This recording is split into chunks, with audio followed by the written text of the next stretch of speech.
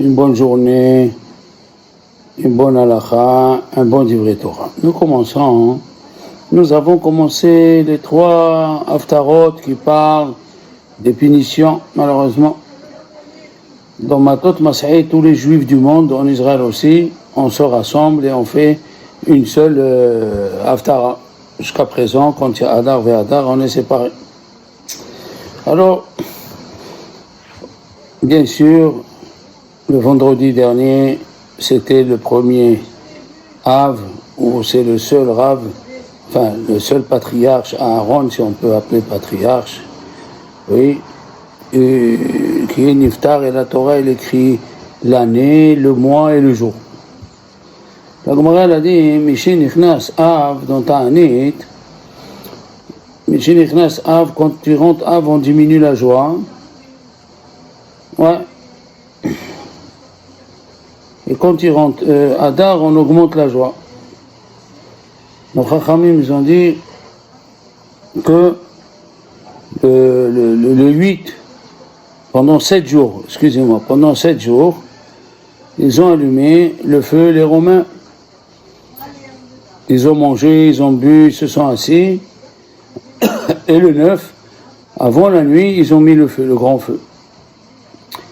Et tout a été brûlé le 10. Et Rabbi Yochanan, il a dit, si j'étais là-bas, j'aurais fixé le jour du Ta'anit, le 10. Mais Chachamim, ils nous ont dit, on suit toujours le premier. Kol Atchalot Kashot, comme quelqu'un qui revient à la Torah, les débuts sont difficiles, après on rentre dans la routine. Comme ça, il a dit, Rabbi Yehuda Chassid, il faut habituer les petits à être Shomer Shabbat, à faire les brachot, comme ça, quand ils grandissent, c'était très facile pour eux. Pourquoi on commence à partir de Rosh Chodesh? Il y a un avis dans la Gemara de Jérusalem qui dit que le Rosh Chodesh Av, il a été détruit le temple. Non, c'est pas tellement une discussion parce que dans ces jours-là, c'était les malheurs. Donc, il y a qui commence depuis le début, comme le 17 Tammuz, malgré que c'est la destruction de la muraille avec quoi ils sont rentrés là-bas, c'est le début des Tzarot. C'est vrai que le premier temple, c'était le 9 Av. Mais, qu'est-ce qu'on voit? Baruch Hashem, oui, il faut dire Baruch Hashem, parce que dans les malheurs, il y a la consolation. Ouais. Nous avons 21 jours depuis le 17 Tammuz jusqu'au 9 Av. Et on a dit déjà, si vous vous rappelez, il y avait une discussion dans la Gemara de Meïla, que les rabbins d'Athènes, ils discutaient avec les autres rabbins, et ils ont présenté 2 œufs. Ils ont dit à Rabbi Yehuda bar Bilhaï, qui était connaisseur, et qui devinait ce qu'il y avait dans leur tête, et ils ont dit, d'où les œufs là, quelle est la poule qui est noire, qui a donné cet œuf blanc, qui est la poule blanche qui a donné cet œuf blanc. Et lui, il a sorti 2 fromages. Il a dit, dites-moi avec quel fromage d'une chèvre noire et quel fromage avec d'une chèvre blanche. Et le Maharsha, il a dit, c'est une grosse discussion, que eux, ils ont voulu leur dire que du 17 Tammuz au 21, du 17 Tammuz au 9 Av, vous avez perdu, vous avez que des malheurs. Et eux, les Chachamim, ils ont voulu montrer, on a du Rosh Hashanah jusqu'à Hoshana Rabbah, 21 jours de Teshuvah qu'on peut rattraper tout. Pourquoi la paracha d'Aaron, elle tombe juste avant Tisha B'Av? Pour nous dire, la mort des tzadikim chez Dieu, elle est très grave et très grande, comme si c'était la destruction du temple. Comme le temple, il protégeait les Juifs, même Aaron, il protégeait les Juifs. Comme le temple, il amenait la paix, même Aaron, il amenait la paix, puisque il a dit, Eve mitalmidav shel Aaron. C'est extraordinaire, il n'a pas dit, Eve mitalmidav shel Avraham, soit les élèves d'Avraham, d'Isaac ou d'Yaakov. Il a dit, sois l'élève d'Aaron. Aime la paix et recherche la paix. Aime la paix et recherche la paix d'Aaron. Et le Beth Amikdash, il s'est détruit à cause de la haine. Alors, dans la semaine, il est mort Aaron. Hein? Il a dit, le Shlach Kadosh, comment on sait que tout Israël a pleuré Aaron? Kolam, parce que il n'y a pas eu, le jour où il est mort Aaron, il y a eu 60 000 enfants qu'on les a appelés Aaron. Oui, enfin 60 000 depuis le début, ils étaient dans le désert, à Shla. Parce que les colonnes de nuée, ils étaient Bishrout Aaron, et quand ils ont fait le veau d'or, les colonnes de nuée, ils ont disparu, c'est écrit, Vayavo Aaron, et ils sont venus, et ils sont venus le Kenaani pour lutter. Ils ont vu, tant qu'il y avait les colonnes, qui c'était Bishrout Aaron, ils ne pouvaient pas les attaquer. Allusion, quand on est ensemble, comme Aaron, on fait la paix ensemble, malgré la Gemara dit qu'il y avait des Obdei Avodazara au temps d'Ahav, ils allaient en guerre et ils réussissaient. Pourquoi? Aucun parlait l'un de l'autre. Au temps de David Amelech, ils allaient en guerre, il y avait des morts. Parce qu'un parlait de l'autre. Et il y a qui disent, quand il est mort à Aaron, les Juifs, ils ont eu peur, ils sont retournés 17 stations en arrière. C'est écrit, Vayamot Aaron Bemosera. Comment Bemosera? Mais il n'est pas mort dans la station de Mosera, il est mort à Hor Hahar. Ils sont retournés en arrière, il y a qui disent 17 stations, il y a qui disent 8 stations. Et les Lévim, ils sont partis, ils ont couru, et il y a eu la guerre entre les Juifs. Les Lévim contre les Israël. Et la Gemara, elle dit, 11 grandes familles ont été décimées ce jour-là. Regardez ce qui a causé la mort d'Aaron. Regardez ce qui a causé, oui. Et pourquoi? Il dit le Targum Yonatan, ils n'ont pas fait des oraisons funèbres qu'il fallait à Aaron. Quand tu ne fais pas des oraisons funèbres à un rave, comme il faut, il y a la catastrophe.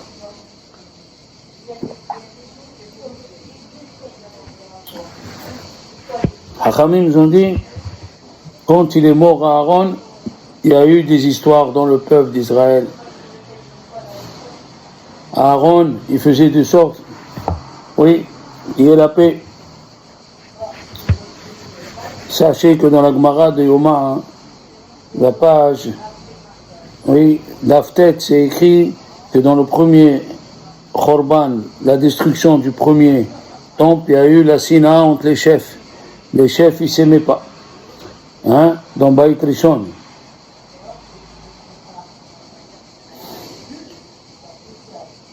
Et c'est écrit que quelqu'un qui a tué, ouais, la Torah nous a appris, dans Matot Masai, quelqu'un qui a tué, il devait rester jusqu'à la mort du Kohen Gadol. Pourquoi? Parce que le Kohen Gadol, il avait un pouvoir que ce qu'il priait, c'était accompli. Quand il rentrait dans le Saint des Saints, oui, et il faisait une prière, elle était de suite acceptée. Comme on le sait, il y a écrit dans la Torah, le Kohen Gadol, il doit prendre une jeune fille vierge. Pourquoi? Peut-être quand il va rentrer dans le Beth Amikdash, il va prier pour la femme qu'il jalouse, que le mari meure, et c'est sûr que sa prière va être acceptée. Alors la Torah, elle a dit, voilà, tu ne peux pas prendre ces femmes-là. Et pourquoi celui qui a tué sans faire exprès, il doit rester jusqu'à la mort du Kohen Gadol? Hein? Il dit, le Meshech Chochma, hein, c'est écrit, Vaïvku Oto Kol Bet Israël. Pour Aaron, tout le peuple d'Israël a prié. Et nos Chachamim disent que d'ici on voit la preuve qu'aucun n'a été tué, ouais, aucun n'a été tué quand Aaron il était vivant. Parce que il y a une preuve. Qu'est-ce qu'on a dit? Kol Israël. Alors, tout le temps qu'il était vivant, il dit le Meshech Chochma, Kol Israël. Et s'il y avait quelqu'un qui a tué sans faire exprès, et il voulait que le Kohen Gadol il meure, donc il priait pour que le Kohen Gadol il meure. Et là on voit, c'est écrit Kol Israël. Ça veut dire qu'il n'y a eu personne qui a prié pour lui qui meurt.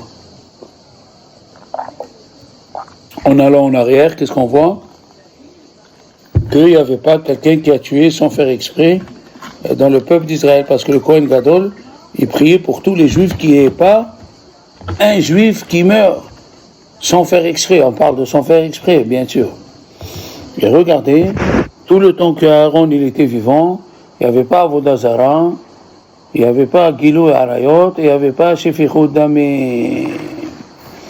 Quand il est mort à Aaron, il y a eu la Avodah Zara, et oui, il y a eu Shefichut Damim, il y a eu la guerre avec les Lévi'im, il y a eu les Juifs qui ont fait le znout dans les Shittim. Malheureusement, quand il est mort à Aaron, ils ont dit Netena Rosh, on veut retourner en Égypte faire Avodah Zara. Et quand il rentre on diminue la joie. Pourquoi? Parce que Sukkot, c'est écrit Zeman Simchatenu, le jour de notre joie. Si on est dans l'ombre Tzila de Mehemnuta, on est dans l'ombre de la Emouna. Il dit le Gaon de Vilna, pourquoi? Parce que le 17 Tammuz, quand on a fait Avodah Zara, les colonnes de nuée, ils ont disparu. Av et Lol, ils ont disparu, la moitié du Dishri. Le lendemain de Kippour, Dieu il a dit Salahti Kitvarecha, dis-leur que je les ai pardonnés. Et il a rassemblé tout le monde, et chacun a amené les offrandes. Le 11, il y avait déjà ce qu'il faut. Le 12 et le 13, ils ont amené. Le 14, il leur a dit qu'est-ce qu'il faut faire. Et le 15, ils ont commencé à travailler. C'est les colonnes de nuée qui sont revenues. Dans la paracha 20 de Vaikra, Rabba, le Midrash, il y a écrit pourquoi on a mis la mort d'Aaron, oui, avec la cassure des tables de la loi, car c'était dur. C'est-à-dire, on a parlé de la mort d'Aaron et un peu plus tard, c'est-à-dire 3 ou 4 prakim après, on a parlé des tables de la loi qui sont cassées. Et la Gemara dit, c'était dur chez Dieu la mort d'Aaron comme la cassure des tables de la loi. Hein? Le Al-Sheikh HaKadosh, il dit, d'où on le sait que c'était dur. Voilà, il a dit, Asher Shibarta à la fin de la Torah, Asher Shibarta, Yashar Kohach Shibarta, c'est bien que tu l'as cassé. Alors, on voit que dans la paracha de Kitissa, hein, que l'écriture, c'était l'écriture de Dieu.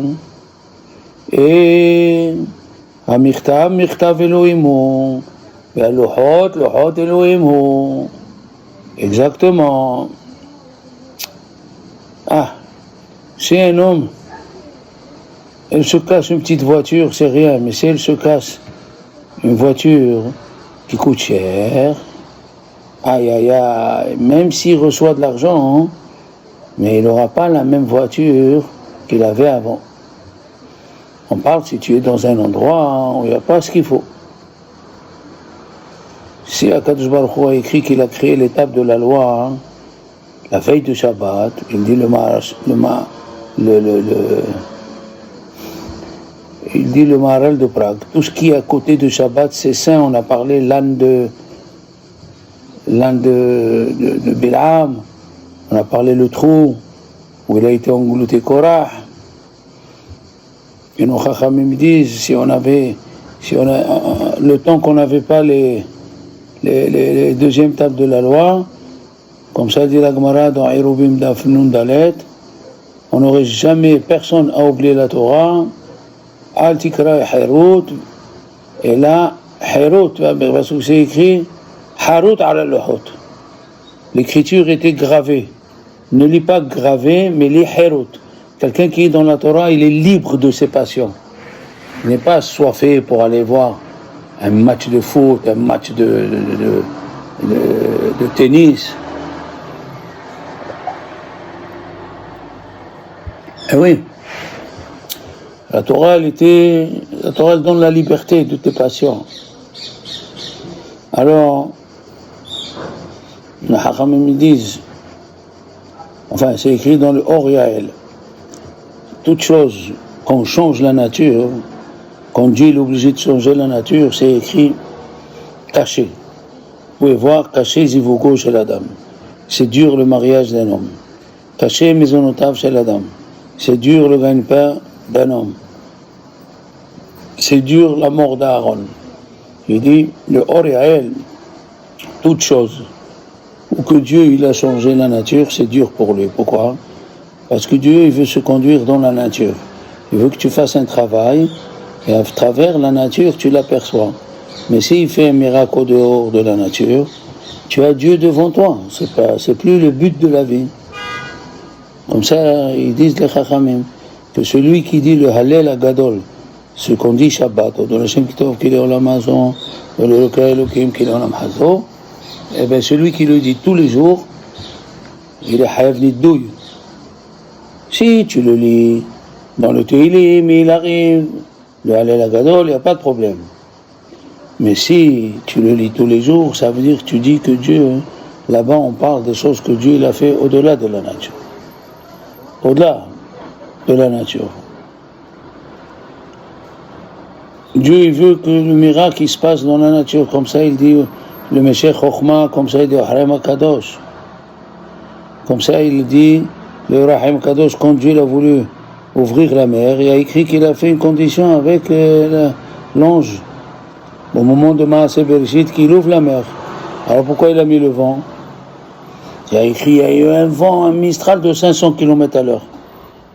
Alors les gens ils disent c'est le vent qui a ouvert l'eau. C'est pas vrai. D'accord? Quand on avait les tables de la loi, il n'y avait pas de mort.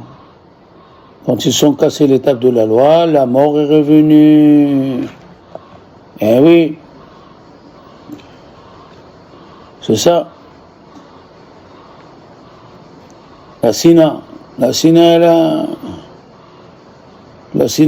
elle a causé malheureusement. Et là on arrive, les 12. Dans Matot Massaï, on a parlé des 42 voyages. Oui. Et Rashi, la question se pose, qu'est-ce que, comme quelqu'un qui va à Paris, dit, je suis passé par Valence, je suis passé par Dijon, mais ça sert à quoi de dire tout ça? Tu es arrivé à Paris, la même chose, on est sorti d'Égypte pour arriver en Israël.